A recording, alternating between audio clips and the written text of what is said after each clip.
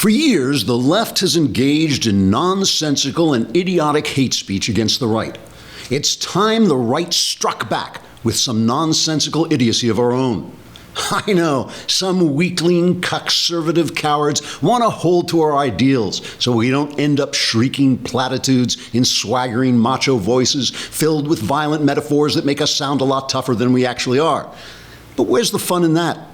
I say, if your mother expresses an idea sympathetic to the left and you don't punch the old bag's lights out, you're just not doing it right. After all, what did your mother ever do for you?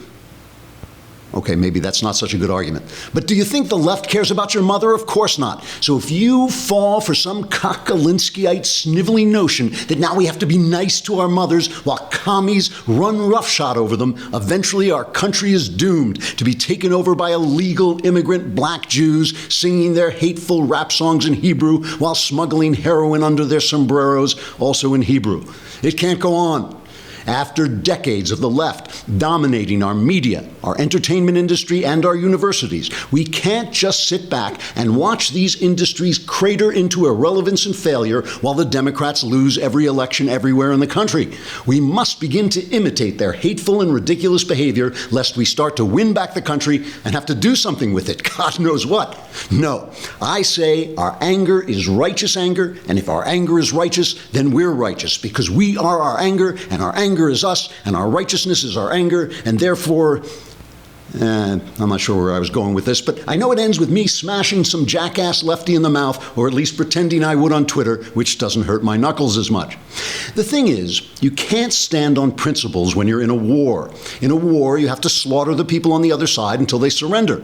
And that's just like this, except instead of slaughtering people, we're trying to convince them to vote for us. So, okay, that's a little different from a war. But it's like a war because we shake our fists and yell a lot. So that part's the same. Otherwise, okay, slaughtering people is probably not the best way to convince them. So forget I said the whole war thing and let's move on. My point is simply this. We can't play all nicey-wicey when the left is being vicious-wicious. If they shout down our speakers, we have to shout down their speakers. If they attack our peaceful gatherings, then we have to attack their peaceful gatherings. If they're fighting for an oppressive socialist state, then we have to fight for an oppressive socialist state. And anyone who says different is just afraid of winning an oppressive socialist state. So I say let's dial up the rage and incivility until we're all blithering idiots. Remember, if we stand for freedom and decency, the left wins, somehow. Trigger warning, I'm Andrew Klavan, and this is The Andrew Klavan Show. I feel hunky-dunky, life is tickety-boo. Birds are winging, also singing hunky-dunky-doo. Ship-shape, tipsy-topsy, the world is zippity-zing. It's a wonderful day, hurrah, hooray! It makes me want to sing. Oh, hurrah, hooray! Oh, hooray, hurrah! All right, we're back, and I got some sleep. It was amazing. You know, I was talking yesterday, I was stuck on this airplane, so I came in yesterday on literally 2.5 hours of sleep, which for me is, even for me, I should say, is not very much. I don't sleep very much. And then when I get really tired and I actually do sleep, it like terrifies my body because it doesn't know what's going on. I wake up and my body's like, what happened? What was that? Did we die? No, it's like just sleeping. Are you sure? Because suddenly everything was gone. You know? So it's much better. It is much better when you are sleeping on bowl and branch sheets. That makes all the difference. If you're going to sleep, do it on bowl and branch. And if you're like me and you're not going to sleep and you're just going to lie awake thinking about stuff, then you might as well lie awake on comfortable sheets. And these are incredibly comfortable sheets, and they're also affordable. What makes them unique is that each sheet is crafted from 100% organic cotton. That means bowl and branch sheets not only feel incredible, but they also look amazing.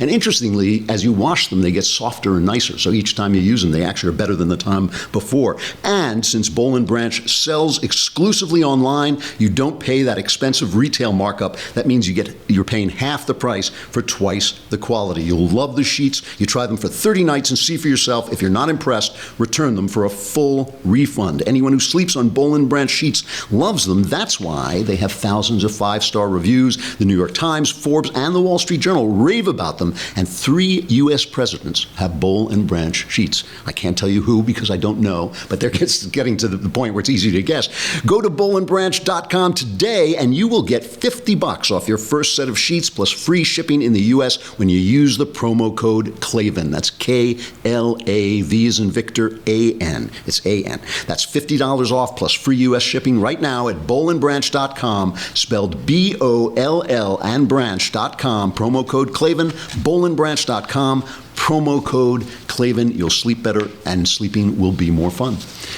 All right, the mailbag is tomorrow. We should mention that means that if you subscribe to thedailywire.com, as God alone knows you should, if you subscribe, you can send in your questions to us and we will answer them. The answers are guaranteed 100% correct, and they will change your life on occasion for the better. You can ask about anything you want, religion, politics, your personal problems. We've solved them all, and your life will be so much better. But you got to subscribe. It is $8 a month, a lousy $8 a month. And you know, by the way, I just want to say that I've been getting letters from people who say, I can't subscribe, but I'd like to ask you a question. No, my friend.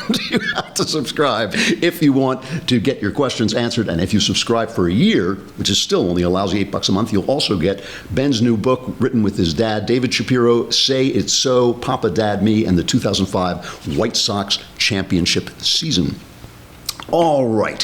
So yesterday I was talking about the outrage business, which is kind of like what everybody in the media is in, and how they recognize, and you know, they can tell everything you like now by what you click, right? So all those things get registered and they all get counted, and everybody can figure out, oh, this is the stuff that people like, and they find out that people like outrage. They like to feel really angry at the opposite side, so they know you get more clicks, you get more views if you're selling outrage. But the thing is, if you're going to sell outrage, you also have to sell catastrophe.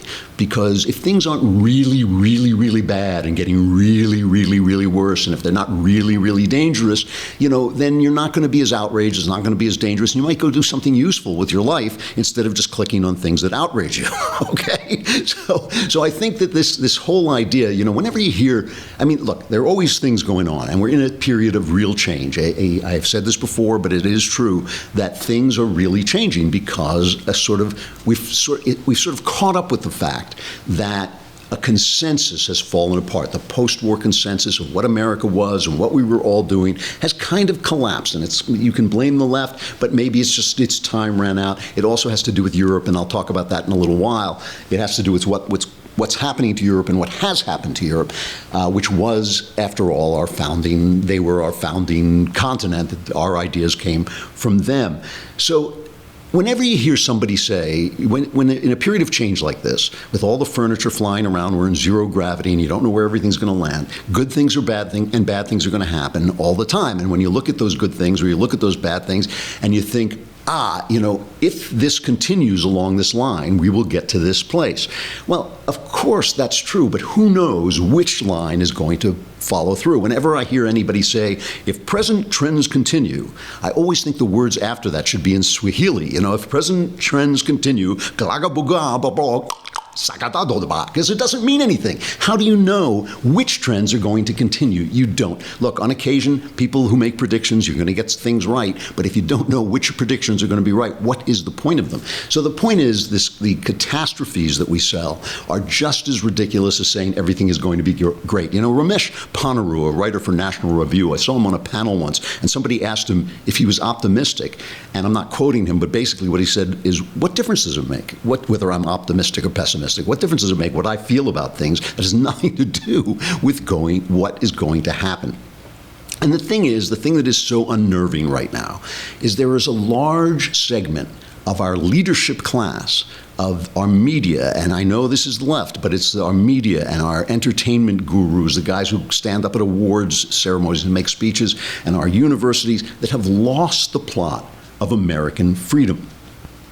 You know, but it's not everybody, and that's really important. I mean, that decision I mentioned yesterday, which the Supreme Court, in an anonymous decision, a unanimous decision, it was 8-0 because Gorsuch wasn't there when the argument was made, but they basically said there was this Asian band that called themselves the Slants, and the government refused to copyright their name, to give them a patent on their name, because they said it was offensive. And this was Also important to, I guess, the Washington Redskins, who had their copyright taken away for their name because they said it was offensive, and they were trying to hammer away at these free speech rights. And 8-0, the Supreme Court said, no, you can't do that. The government doesn't have the right to censor speech. One of the arguments is that because it was a copyright, a government copyright, it was government speech, which can be regulated. But no, it's not true. And Sam Alito wrote the decision on one side, because they were divided in the reasons they said no. He said speech that demeans on the basis of race, ethnicity, gender, religion, age, disability, or any other similar ground is hateful, but the proudest boast of our free speech jurisprudence is that we protect the freedom to express, quote, the thought that we hate, which is a quote from a classic 1929 dissent from Justice Oliver Wendell Holmes Jr. And Anthony Kennedy wrote, the danger of viewpoint discrimination is that the government is attempting to remove certain ideas or perspectives from a broader debate. That danger is all the greater if the ideas or perspectives are ones a particular audience might think offensive, at least at first hearing. To permit viewpoint discrimination in this context is to permit government censorship. And the thing is, it's about who decides, right? It's about who makes the decision. If nobody can make the decision, then all speech is free and all ideas get out there, and ideas have to win on the basis of their qualities. This, by the way, stands in opposition, because we're talking about how do you tell which way the trends are going. This stands in opposition to a Massachusetts case in which a young girl, I think she was like 17, Michelle Carter, was found guilty of involuntary manslaughter in the 2014 death of her boyfriend, who killed himself by inhaling carbon monoxide in his pickup truck, okay? The judge came to this decision that she was guilty of involuntary manslaughter because, these are two troubled people, and he was 18 and she, I think, was 17. And, they were two troubled people, and the guy, Conrad Roy, said he was going to commit suicide, and she at first tried to talk him out of it, but then she started to convince him to go through with it, and he got into his pickup truck and he gassed himself with the carbon monoxide. Here is the judge explaining in part his reason for finding her guilty. This is Judge Lawrence. Even though just several days before that, she had requested their phone numbers from Mr. Roy and had obtained them, and had opened a line of communication with Camden Roy on, I believe, July 10th, but just a few days before the events in question. She called no one. And finally, she did not issue a simple additional instruction: get out of the truck. Consequently, this court has found that the Commonwealth has proven beyond a reasonable doubt that Ms. Carter's actions, and also her failure to act, where she had a self-created duty to Mr. Roy since she had put him into that toxic environment, constituted each and all wanton and reckless conduct. And this court further finds that the Commonwealth has proven beyond a reasonable doubt that said conduct caused the death of Mr. Roy.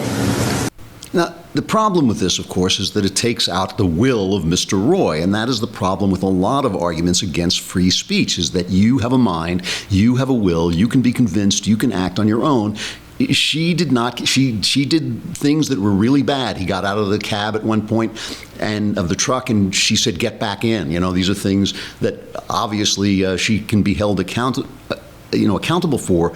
But he did the deed. He was the one who made the decision. She acted recklessly and all that stuff, but she didn't kill him, and it's not manslaughter. I do not agree with this decision, and I hope it gets overturned. I think that this is what we're talking about. We're talking about this idea that we need to be kept safe from other people's thoughts, from other people's words and actions, and this whole notion that speech is violence, that speech is actually an action. There's some kinds of speech that are actions, like a promise or a threat, which are basically the same thing. I'm going to do, if you come and paint my house, I'm going to pay you $50. That's a promise, and that can be regulated so that if I don't follow through on that promise, I've broken the contract. If you don't pay me, your restaurant is going to go up in smoke. That's a threat. Those things can be regulated. But, for instance, we were talking yesterday about staging Julius Caesar with Donald Trump as Caesar. That is not the same thing. It can't be regulated. And this idea that we're so helpless that we all need to run to our safe spaces is nonsense. And let me just say, before we're going to break away from Facebook and YouTube in a little while, but before I do, I've been really remiss about something. Our friends Dennis Prager and Adam Carolla are trying to raise money to fight back against this whole idea of safe spaces on campus. They're trying to make a movie about this called No Safe Spaces, and they made this little funny video to promote it. Take a look. The University of Tomorrow is here, a place of discovery, tolerance, and acceptance. We prepare our students for tomorrow's workforce by helping them discover their true gender, sexuality, and racial identity. We judge people based on racial origin and history of oppression. We call it the progressive stack. I'm Black. I'm Hispanic. I'm Asian. I'm a student at Utopia University. This university was created so I could be me. Unless I don't want to be me, then I can just be somebody else. You can pee next to me.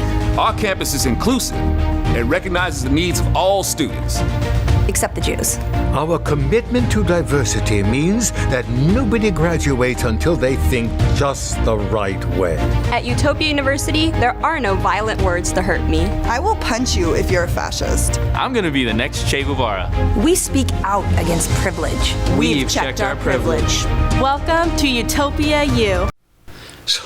So Dennis and Adam are making a movie called No Safe Spaces. They're raising money for it on Indiegogo. If you Google No Safe Spaces, it'll take you right there, and you can give them a couple of bucks to get their movie started. There's only a few days left, and this is my fault. I kept meaning to do it. In fact, Michael Knowles was going to talk about it on Monday, but because we don't have Skype, he couldn't come on. So and then I forgot. So go ahead and give them some dough if you've got it to help them make a movie, because it's a really good idea, and we need to get this idea out, and I'll talk more about it, about the idea that we need to get out. But first, I have to answer the question that I know is on everybody's mind: how come I look so fantastic? And it's a burden, you walk around looking this beautiful. You owe it to people to tell them what it is that you do. And what I do is I exercise like crazy. And people talk about exercise like it's something to keep you alive. It's like you'll live longer. Don't smoke, be healthy, eat this way, and you'll live longer. But the thing is, look, we're all hostages to fortune. You can be run over by a truck tomorrow. The point is, while you're alive,